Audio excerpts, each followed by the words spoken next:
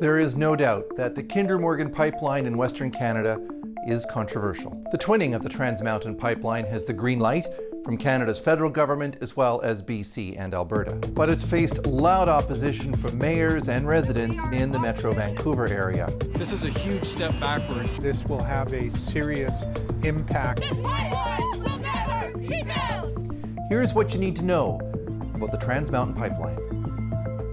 First of all, the pipeline's already here. It was completed in 1953, and it's the only pipeline in North America that moves both crude oil and refined products to the West Coast. It starts in Alberta, cuts through the Rockies and heads towards BC, where it forks, with one section heading south into Washington State and the other stopping at Burnaby. From there, the crude oil and refined products are put on tankers that head overseas. So, what's new? The pipeline's being expanded so that it can triple its carrying capacity. To do that, a second pipeline will be buried underground that follows the same route about 90% of the way, as well as new pumps and tanks and additional loading berths at the marine terminal in Burnaby. The pipeline will have to go through residential areas given how much the Lower Mainland has changed since the 1950s. And not everyone's happy about that. Once the route has been finalized, construction will take place on various parts of the pipeline, all at the same time. First, a trench will be dug. The welded pipeline will be lowered into the trench using heavy lifting machines.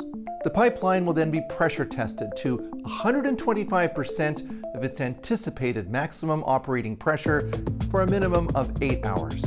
The pipeline carries crude oil, refined and semi-refined products all together.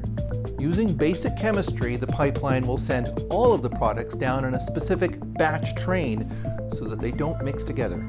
And finally, here are some numbers. The expansion will cost $6.8 billion.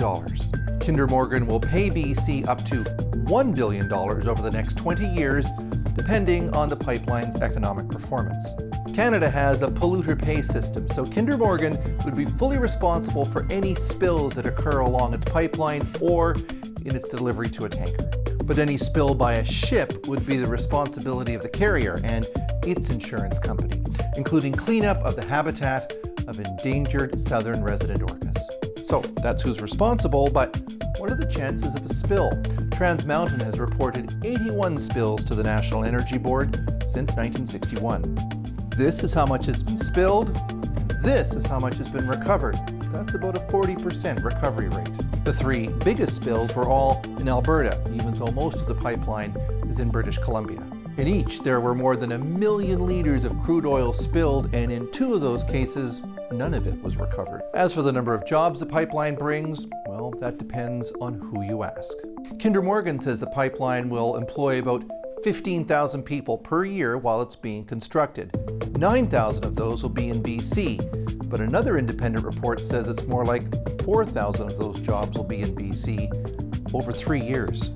Once the line is operational, Kinder Morgan says it will employ 90 people in permanent jobs.